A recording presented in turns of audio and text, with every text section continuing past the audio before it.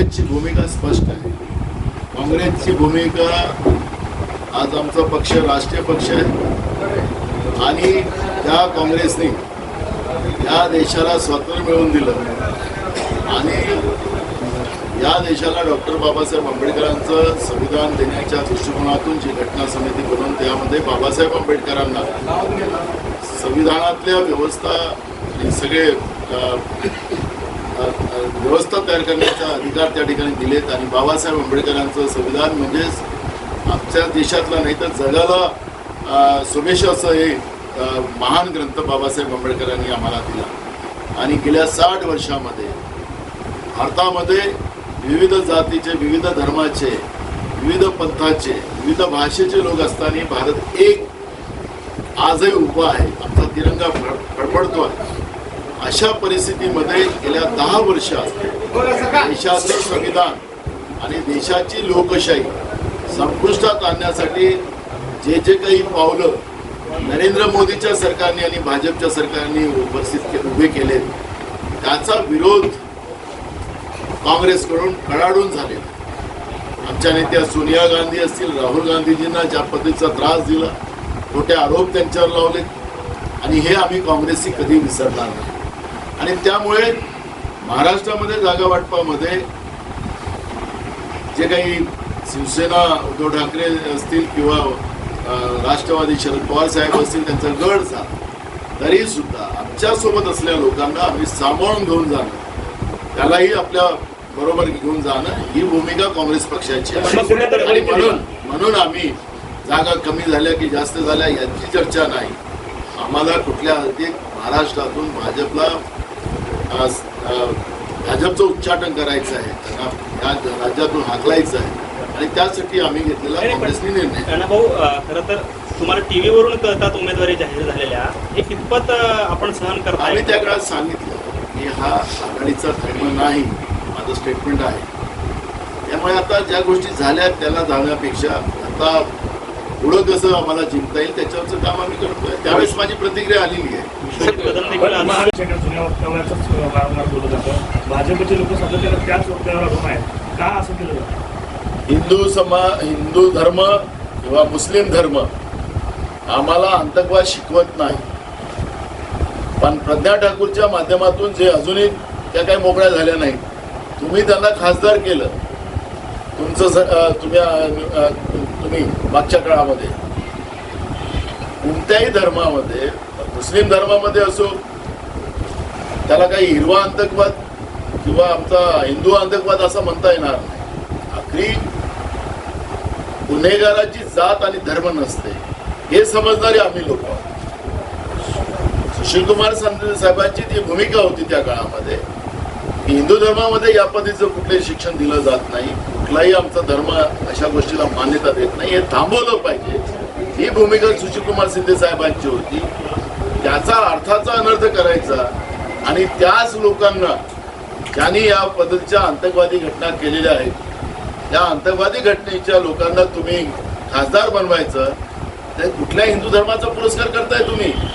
आणि म्हणून सुशीलकुमार शिंदे साहेबांनी त्यांना सुधारण्यासाठी सांगितलं होतं. त्यांना काही यांच्यासारखे काही खोटे गुन्हेगार पकडले नव्हते. आखरी पकडले गेले ते दिसलेच आपल्याला कोण आहेत. आणि म्हणून मी आपल्याला सांगतो की या गोष्टीचा कुठलाही नाही, पण तुम्ही जनतेसाठी काय केलं? तुम्ही महाराष्ट्राच्या शेतकऱ्यांचा कांदा निर्यात करायला बंदी करता आणि गुजरातच्या शेतकऱ्यांचा कांदा तुम्ही निर्याताला मान्यता देता. तुम्ही देशाच्या प्रधानमंत्री आहे की गुजरातचे प्रधानमंत्री आहे याचं उत्तर तुम्ही दिलं पाहिजे. पण हे रडार भाषण तेच ते 2014, 2019, 2024 गांधी, काँग्रेस, बस त्याच्या पलीकडे काहीच नाही. तुम्ही काय केलं 10 वर्षात हे देशातल्या आणि राज्याच्या जनतेला आपण सांगितलं पाहिजे. तुमच्याकडून फार अपेक्षा केल्या होत्या म्हणून बहुमताचं सरकार तुम्हाला दिलं, पण तुम्ही सबसेल फेल झालेला आहात. डॉलरच्या मानानं रुपयाची अवस्था काय आहे? रुपयाला किंमतच राहिली नाही.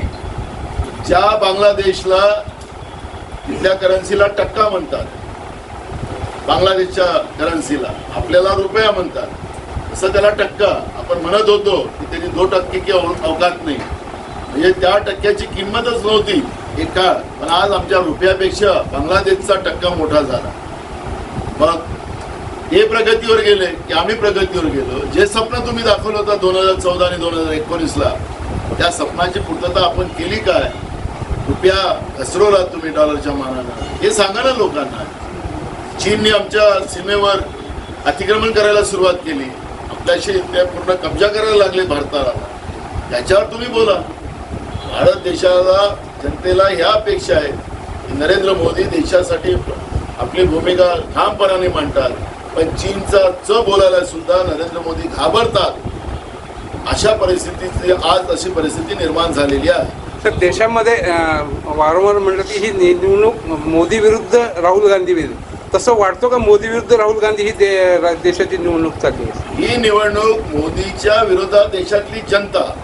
ते राहुल गांधीविषयी मी काय बोललो ते ऐका ना, कोणी काही बोललो. ही निवडणूक नरेंद्र मोदी वर्सेस देशातली जनता. राहुल गांधीजींनी कन्याकुमारी ते काश्मीर आणि मणिपूर ते मुंबईची पदयात्रा केली. जनतेचा कोल, जनतेच्या भावना ज्या समजून गॅरंटी, जी 5 गॅरंटी राहुल गांधीजींनी या देशाच्या जनतेला दिली, जनतेने राहुल गांधीचं नेतृत्व मान्य केलेलं आहे. हे आमच्यातला माणूस आहे, आमच्यात येऊन आमच्या भावना आणि ते मी करायचं मानस सरकार आल्यानंतर करणार आहे. आणि म्हणून राहुल गांधीजी हा भाग नाही.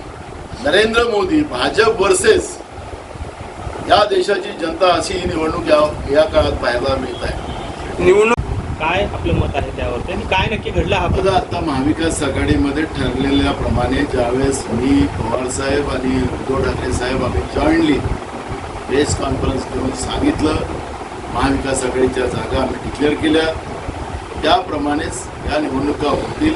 सांगलीची जागा ही शिवसेनेला गेलेली आहे. महाविकास आघाडी म्हणून आम्ही त्यांचा एक घटक म्हणून आम्ही शिवसेनेचे उमेदवार चंद्रकांत चंद्रहार पाटील यांच्याबरोबर परवा मी, आमचे पृथ्वीराज चव्हाण साहेब, बाळासाहेब थोरात साहेब, आम्ही तिघे जाऊ चंद्रहार पाटलाला मीडियाच्या समोर आणून आम्ही तिथं पाठिंबा पण जाहीर केला. काँग्रेस कार्यकर्त्यांचा मेळावा पण घेतला आणि त्याच्यामुळे महाविकास आघाडी म्हणून आम्ही उमेदवाराच्या बाजूला. आपल्याला अंधारात ठेवून ही ज्या केंद्रातलं आणि राज्यातलं सरकार सत्तेचा दुरुपयोग करते असं चित्र सगळ्या महाराष्ट्रामध्ये पाहायला मिळते आहे. मी सोलापूरमध्ये आल्या मला काही गोष्टी निदर्शनास आल्या की ज्या लोकांवर राजकीय गुन्हे आहेत, मोर्चाचे असतील, सरकारच्या विरोधातल्या काळ्या झेंड्याचे असतील, त्या सगळ्यांना तडीपार करण्याचा निर्णय सोलापूर पोलिसांच्या माध्यमातून केला जातो आहे. ज्यांना रॉबरीमध्ये असतील, जे लोक सेक्स स्कॅन्डलमध्ये असतील, या मर्डर रेट असतील, अशा गुंडांना जे भाजप बरोबर आहे त्या सगळ्यांना या शहरामध्ये, सोलापूर लोकसभेमध्ये त्यांना बिनधास्त फिरण्याची परवानगी दिली जाते आहे. या माध्यमाच्याही लक्षात आलेलं असेल तरी मी जाणीवपूर्वक या गोष्टीचा उल्लेख करतो. मी आज पोलीस कमिशनरशी बोललो की या पद्धतीचं कृत्य या ठिकाणी होता कामा नये. निवडणुकीच्या दरम्यानमध्ये गुंड, कारण की त्यांनी पुण्यामध्ये जेव्हा बाय इलेक्शन झालं त्यावेळेस तडीपार लोकांना, ज्यांच्यावर मर्डर केसेस होत्या, रॉबरीच्या केसेस होत्या, अशा सगळ्या गुंडांना भाजपनी तडीपारी रद्द करून बाय इलेक्शन कसब्याच्या त्या ठिकाणी वापरले होतं. ते मीडियाच्या माध्यमातून आलं होतं. मंत्री बरोबर ते लोक फिरताना आपण पाहिलं. पण या पद्धतीची तानाशा आता चालणार नाही. कमिशनरला समजून सांगितलं की हे जे सगळं चाललं असेल त्याला तातडीनं बंद करा. भाजप का घाबरताय, का गुंडाचा वापर करताय? एकीकडे कायदा सुव्यवस्था पूर्ण राज्यातलं बिघडून ठेवलेलं आहे. महिलांचे अत्याचार वाढत चाललेले आहे, घरफोड्या वाढत चाललेल्या आहेत, गुंडाइझम वाढत चाललेला आहे, ड्रग्सचा धंदा वाढत चाललेला आहे. आणि अशा या परिस्थितीमध्ये राज्य आणि केंद्र सरकारला महाराष्ट्रासारख्या, पुरोगामी महाराष्ट्रासारख्या, शाहू फुले आंबेडकरांच्या महाराष्ट्रामध्ये या पद्धतीचा गुंडाइझम आणता येणार नाही. त्याचा काँग्रेस पक्षाच्या वतीनं आम्ही निषेध करतो आणि जनता सुद्धा त्यांना अशा गुंडाइझमच्या विरोधात त्यांना धडा शिकवतील अशा पद्धतीची भूमिका आम्ही या ठिकाणी मांडतो आहे. आपल्या इथं ज्या पद्धतीनं नरेंद्र मोदी असतील, योगी आदिनाथ असतील, अनेक भाजपचे नेते येऊन या ठिकाणी ज्या पद्धतीनं वक्तव्य करतात आहे, ही महाराष्ट्राची संस्कृती नाही. पण त्या संस्कृतीला बाजूला सारून सत्तेसाठी काही पण अशा पद्धतीची भूमिका जी भाजप करते आहे आणि प्रधानमंत्र्यांच्या खुर्च्यावर एका संविधानिक पदावर बसलेले मुख्यमंत्री असतील या प्रधानमंत्री असतील, त्यांनी जनतेच्या विकासाची चर्चा करावी. कोणाच्या जीवनामध्ये व्यक्तिगत त्यांच्याबद्दलचं टीका करणं टाळावं, हा एक सल्ला आहे. आम्ही निवडणूक आयोगाला याची तक्रार करू. त्याचप्रमाणे सरकारने गेल्या 10 वर्षामध्ये या देशाच्या जनतेसाठी काय केलं त्याच्यावरची चर्चा सरकार करत नाही. धर्म आणि जात याच्यामध्ये आणून पुन्हा लोकांची दिशाभूल करण्याचं काम सरकार जाणीवपूर्वक करते. प्रधानमंत्री जाणीवपूर्वक करतायत, त्यांचे मुख्यमंत्री त्यांचे उपमुख्यमंत्री त्या पद्धतीने करतायत. अशा पद्धतीचं चित्र आहे. हे लोकशाही, या लोकशाहीच्या मार्गानं ही होणारी जी निवडणूक आहे ती देशाच्या संसदेची आहे. पण 2019 मध्ये नरेंद्र मोदीजींनी या सोलापूरमध्ये येऊन सांगितलं होतं की इथं जो मिलिटरी कॅम्प आहे तिथं आम्ही कपडे शिवून देऊ, पूर्ण देशाच्या मिलिटरीचे कपडे इथं शिवले जातील आणि इथं मोठा रोजगार आम्ही त्या स्थानिक लोकांना देऊ. त्याच्यावरची चर्चा आज का केली नाही? परवाच्या दिवशी आली तर तुम्ही 2 उड्डाणपुलाची गोष्ट केली होती, निवडणुकीच्या वेळेस केली होती. मग कुठे गेला होता 56 इंचीचा सीना? पुढे गेले ते उड्डाणपुलं? त्या पद्धतीची चर्चा करायची नाही, दिशाला बदलवत राहायचं. अशा पद्धतीचं जे काही नरेंद्र मोदी करतात ते रडाळ भाषण त्यांचं आता कोणी ऐकायला तयार नाही. आणि अशा परिस्थितीमध्ये महाराष्ट्रातून भाजपचं उच्चाटन होणं तय झालेलं आहे. महाविकास आघाडीच्या सगळ्या उमेदवाराला लोकांनीच आता डोक्यावर घेतलेलं आहे, निवडणूक हातावर घेतलेली आहे आणि महाराष्ट्रामध्ये भाजपचं उच्चाटन होणं आता तय झालेलं आहे. आणि म्हणून भाजपच्या सत्तेमध्ये बसलेल्या लोकांना जो माज आलेला आहे तो माज त्यांनी थांबवला पाहिजे. आणि या पद्धतीचं गुंडाइझम निर्माण करून आम्हाला सत्तेत येता येते का हा अयशस्वी प्रयत्न ते करत असतील तर कदापि ना सोलापूर असो की महाराष्ट्रातली जनता हे मान्य करणार नाही. अशा पद्धतीची भूमिका आम्ही मांडली. पंतप्रधान येतात. शरद पवारांनी असा आरोप केलाय की देशातली निवडणूक, महाराष्ट्रातली निवडणूक 5 टप्प्याची गरज नसताना तामिळनाडूमध्ये 1 टप्प्यात घेतात आणि महाराष्ट्रात 5 टप्प्यात. तुम्हाला प्रचाराला सुलभता यावा असं म्हणून ते शरद पवारांच्या आरोपावर आपलं सहमती आहे का? खरं तर ही जी प्रक्रिया ज्या असतात निवडणुकीच्या, काँग्रेसने आपण पाहिलं की काँग्रेस सत्तेत असताना 1-2 टप्प्यात नाही तर जास्तीत जास्त 3 टप्पे अशा निवडणुकीचं, कारण की एक लॉंग टाईम प्रोसेस होणं, त्यामुळे आचारसंहितेच्या माध्यमातून अनेक विकासाची कामं थांबतात. आज आपल्या इथं पिण्याचं पाणी नाही, अनेक जिल्ह्यात पिण्याच्या पाण्याचा दुष्काळ आहे, लोकांमध्ये त्राही वाचलेली आहे.